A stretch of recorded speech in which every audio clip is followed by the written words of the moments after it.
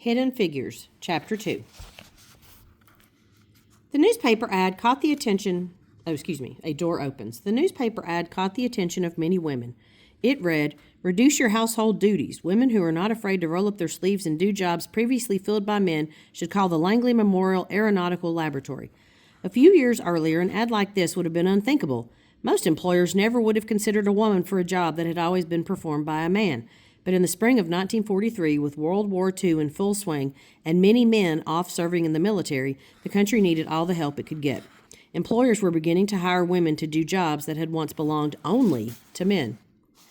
This particular ad was placed by the National Advisory Committee for Aeronautics, NACA, a government agency dedicated to studying the science of flying. The NACA shared a campus with the U.S. Army Air Corps in Hampton, Virginia, a city in the southeastern part of the state next to the Chesapeake Bay. The NACA's mission was important and unique: to help the United States develop the most powerful and efficient airplanes in the world. Airplanes moved military troops, tracked enemies, and launched bombs. World leaders felt that the country that ruled the skies would win the war. President Franklin D. Roosevelt believed in the importance of air power, so 2 years earlier, in 1941, he had challenged the nation to increase its production of airplanes to 50,000 units a year. At that time, the industry had manufactured only 3,000 planes a year. The NACA and private industry were up for the challenge. By 1943, the American aircraft industry was the largest, most productive, and most sophisticated in the world, making 3 times more planes than the Germans, who were fighting on the other side of the war. Victory through air power. Before manufacturers built the airplanes, the designs were developed, tested, and refined at the Langley Memorial Aeronautical Laboratory, which was where the NACA had first begun its operations in 1917. The engineers created wind tunnels to simulate or imitate different conditions a plane could encounter when flying. This helped the engineers to test airplane parts as well as whole aircraft, examining them for any problems like air disturbance and uneven wing geometry. After that testing, pilots flew the planes, trying to assess how the machines handled in the air. Did the aircraft roll unexpectedly? Did it stall? Was it hard to guide or maneuver? Making small changes to the design added up to a difference in performance. Even tiny improvements in speed and efficiency multiplied over millions of pilot miles added to a difference that could tip the balance of the war. People working at Langley knew that they were doing their part to win the war. "Victory through air power," said Henry Reed, the engineer in charge of the Langley Laboratory, and the workers took their mission to heart. Wanted: female mathematicians. Each of the engineers at the Langley Memorial Aeronautical Laboratory required the support of a number of other workers: craftsmen to build the airplane models, mechanics to maintain the test tunnels, and number crunchers to process the data that was collected during the test. For the engineers, a plane was basically a complex physics experiment. Physics is the science of matter, energy, and motion. Physics meant math, and math meant mathematicians. At the Langley Laboratory, mathematicians meant women. Female mathematicians had been on the job at Langley since 1935, and it didn't take long for the women to show that they were just as good or even better at computing than many of the male engineers. But few of the women were granted the title mathematician, which would have put them on equal footing with some male employees. Instead, they were classified as sub-professionals, a title that meant they could be paid less. At Langley, the female mathematicians were called computers. They did the computations to turn the results of the raw data gathered by the engineers into a more useful form.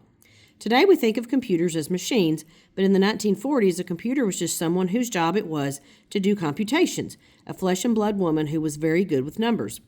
In 1943 it was difficult for the Langley Laboratory to find as many qualified women as they needed. A recruiter from the National Advisory Committee for Aeronautics visited colleges in search of young women with analytical or mathematical skills. The human computers. When the managers couldn't satisfy the demand with only white employees, the government decided to hire African Americans.